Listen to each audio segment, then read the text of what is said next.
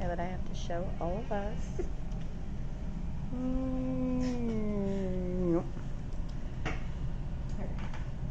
According to the World Wildlife Fund, a dump truck's worth of plastic is dumped into our oceans every single minute. So if you can imagine that, then imagine that times 60, and that's just an hour of our day, let alone 24 hours of the day and 365 in a year. So many different things affect our environment, and unfortunately for us, we are not exactly very kind to our environment right now. With this speech, I hope to persuade you that it is our environmental responsibility to make small changes in our own house because they are feasible. We're going to look at what state the environment is in right now, and then we are going to discuss what small changes we can make as individuals. So let's start with where our environment is now. 3 major issues in our environment are plastics in our water, our use of fossil fuels, and then human infrastructure. So our use of plastic, like I said, a dump truck's worth goes into the ocean every minute. The issue isn't necessarily the big plastics because those are easy to get out of the water. It's nanoplastics. So, according to an article in Science of the Total Environment, ingestion of nanoplastics by marine species can cause growth restrictions, reproductive issues, and overall health problems for all of those species. And the nanoplastics actually can absorb micropollutants that include metal, endocrine inhibitors, disruptors, and persistent organic pollutants, which then get transported to other organisms that then eat those.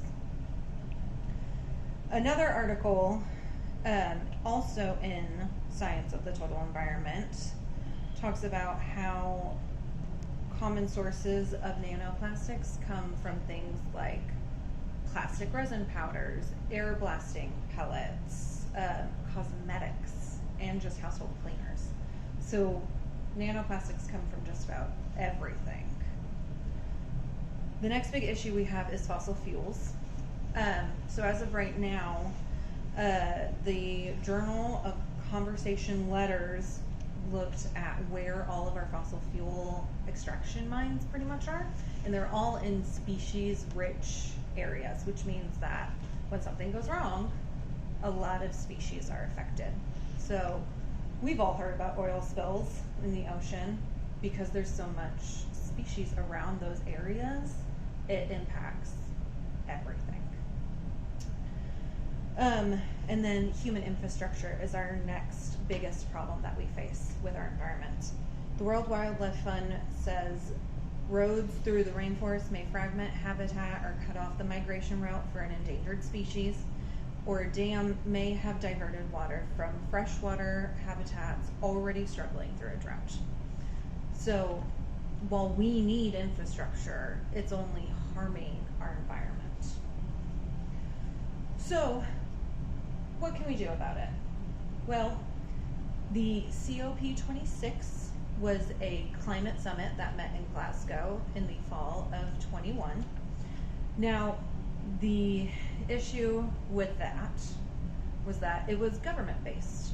And one of the articles in Political Quarterly wrote that it was honestly a very disappointing climate summit because not much came out of it.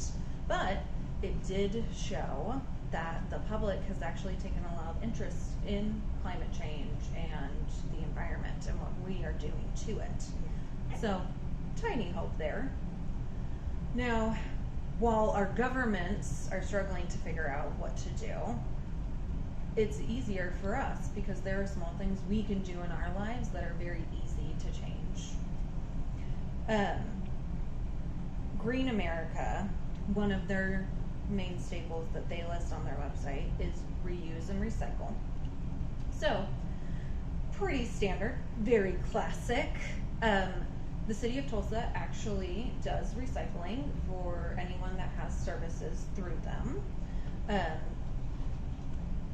And then as far as reusing goes, I mean, it's easy enough to have reusable shopping bags or containers instead of plastic bags. That'll just make up the dump truck of plastic that you throw out. Because these you can reuse, whereas this is a single use. And they are also much sturdier, and they are cheaper in the long run because you won't have to buy millions of them in your lifetime. So then Bio-Friendly Planet, they recommend that we wash our laundry in cold water and skip the dryer, which Oklahoma right now, very feasible thing to do. It will get plenty of heat from the sun, plenty of breezes right now. All it is hanging your clothes up on a line, and then it actually will reduce your fossil fuel use for energy. And then the Green Match, they have a list of 40 different things that you can do, but some of the standouts on those were things like a smart thermostat and biodegradable household products. So a smart thermostat, it will learn and adapt to your temperatures that you like and figure out environmentally friendly patterns and ways to structure when it uses power to keep it in that same temperature range. So it brings down your fuel use as well. And then as far as biodegradable products go, when you use biodegradable products, they will actually break down in the environment eventually. Plastic doesn't break down. And so it leaves far less in the environment to just live there. And it helps eliminate some of those nanoplastics. So all of these are very feasible things. They're not anything crazy, which means that it's pretty much our responsibility to do it in order to help our environment.